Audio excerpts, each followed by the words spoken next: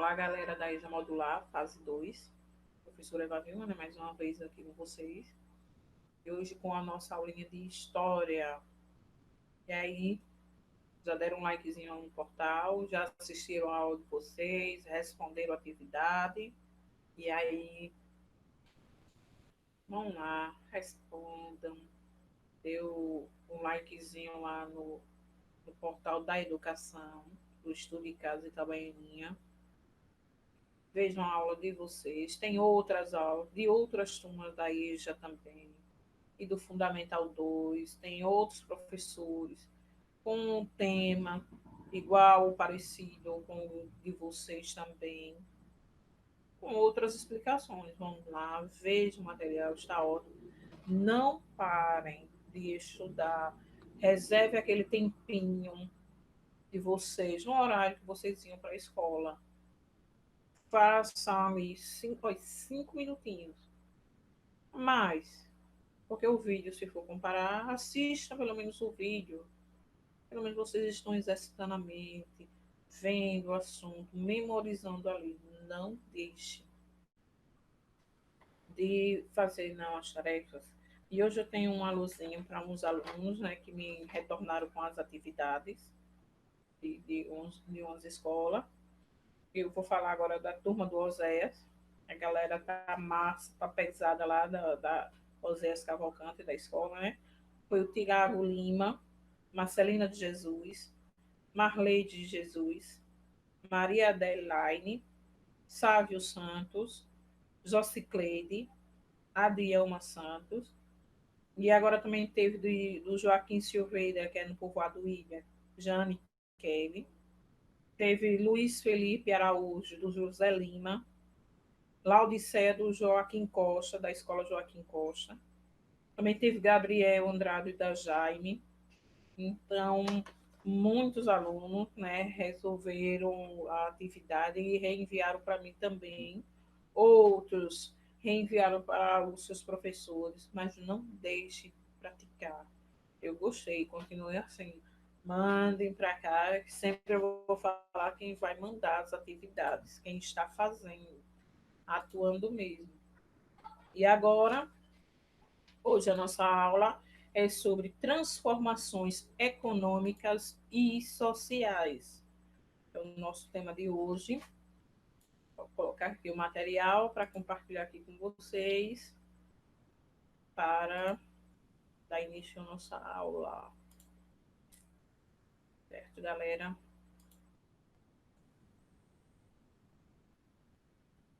EJA, Educação de Jovens e Adultos, realizando sonhos adormecidos. Transformações econômicas e sociais.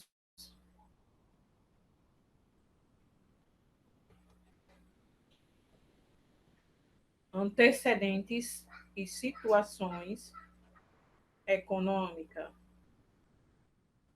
É o mouse, viu, pessoal? Portugal, no início do século XX, era uma das nações mais atrasadas da Europa. Encontrava-se frequentemente diante da possibilidade concreta, estimulada e aconselhada por muitos a ter a sede de seu governo transferida para o Brasil, colônia, da qual se tornaram totalmente dependente a cada crise no continente europeu. A ideia se renovava. Estamos falando aqui um pouquinho, né, da nossa economia, então buscando lá desde o início.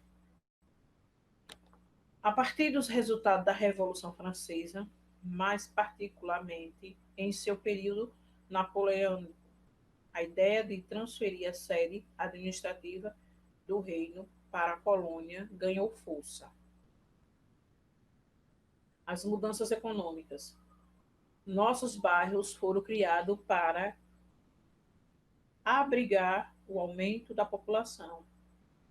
Os progressos urbanos se avolumaram, tais como bondes, iluminação a gás, praças, chafariz, hotéis, teatro, biblioteca, confeitarias, lojas em estilos paradienses, etc.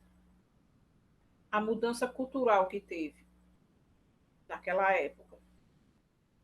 Dom João criou a imprensa régia e em setembro surgiu a Gazeta do Rio de Janeiro, primeiro jornal editado no Brasil.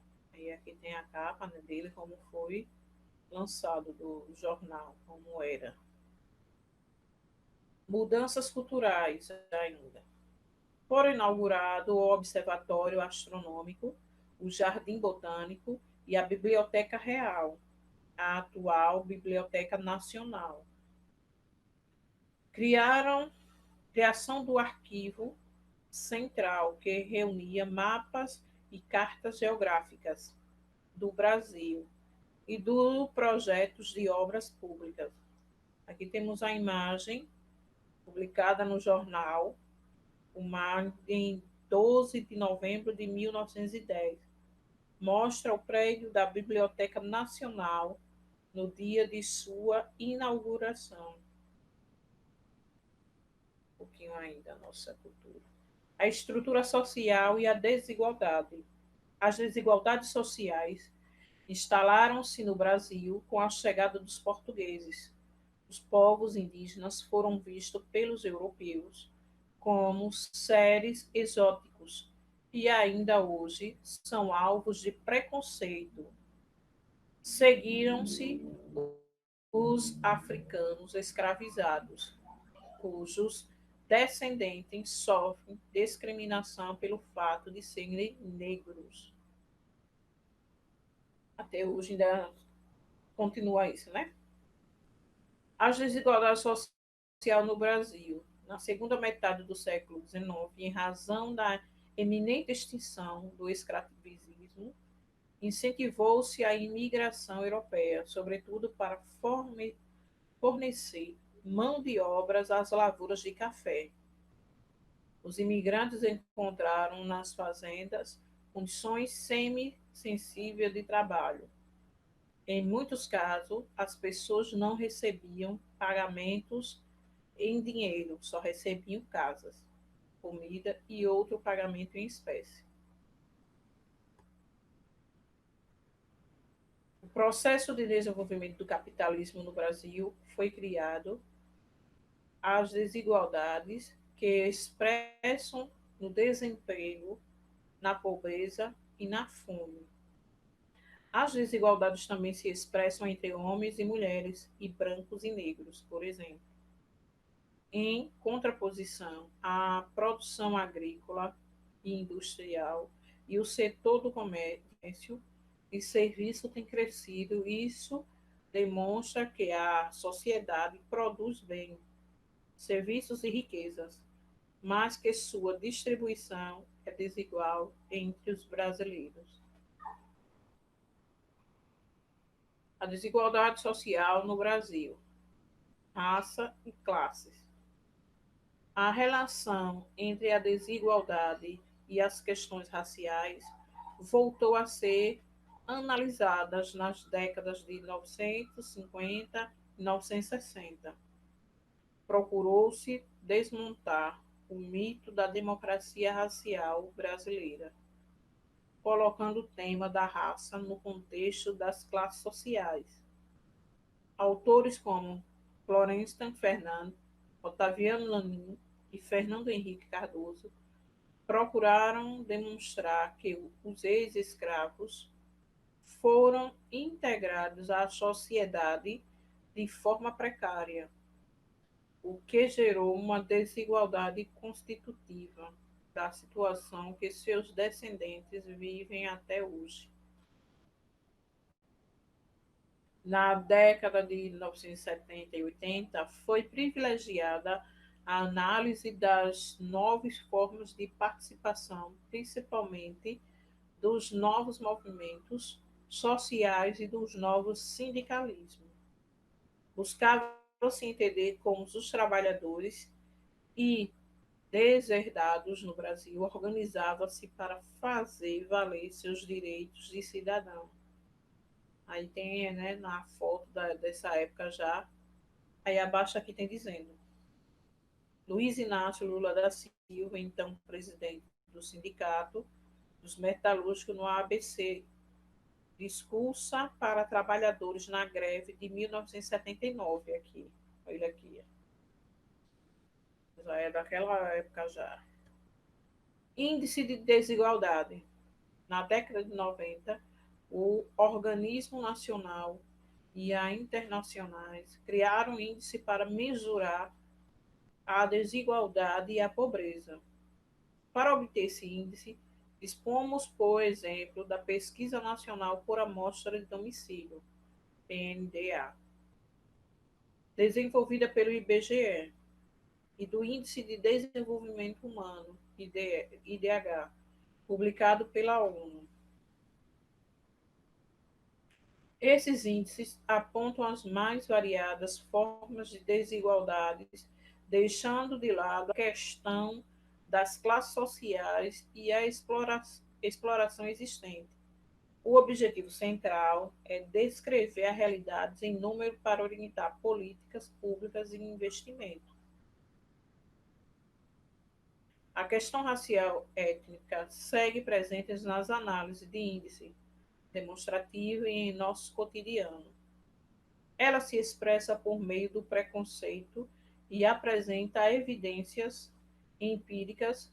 Os negros e os pardos, por exemplo, recebem salários menores e têm acesso restrito às boas condições de habitação, saúde, trabalho e cultura. Temos aí essa classe ainda, né? E agora o nosso desafio. Agora vamos brincar. Passar um relato sobre as transformações econômicas e sociais de sua cidade. Certo? Eu quero ver. Lembre-se de estudar também pelo livro e pelo caderno. Bons estudos e boa prova. Ora, pois. Aqui temos dois daquela época falando com vocês. A mensagem da semana, vocês já, né, viram aí. Eu tentei 99 vezes e falhei, mas na centésima tentativa eu consegui. Nunca desista de seus objetivos, mesmo que esses pareçam impossíveis. A próxima tentativa pode ser a vitoriosa. Albert Einstein, físico alemão, dos maiores gênios do século XX. Nunca desista, pessoal, sempre tente, mesmo que pareça que é difícil, cada um tem que tentar. Como é que você vai chegar lá à frente e dizer, será que eu ia conseguir? Será? Será sempre ou será vai ser a sua dúvida? Então, mesmo que erre, tente. Não, mas eu tentei. Por aqui, então, não é mais certo. Eu vou por esse outro caminho. Vou tentar de novo. Lute, tente, estude, vença aí os seus objetivos. Aqui é o link da atividade, como vocês já sabem. Vão lá, respondam. Até a próxima aula. O momento é de prevenção. Proteja quem vocês amam do coronavírus. Maria está aqui respondendo, protegida. João também respondendo a atividade. Os dois coleguinhas de classe aqui, de turma de vocês também. Certo, pessoal? Até a próxima aula. Fiquem todos com Deus.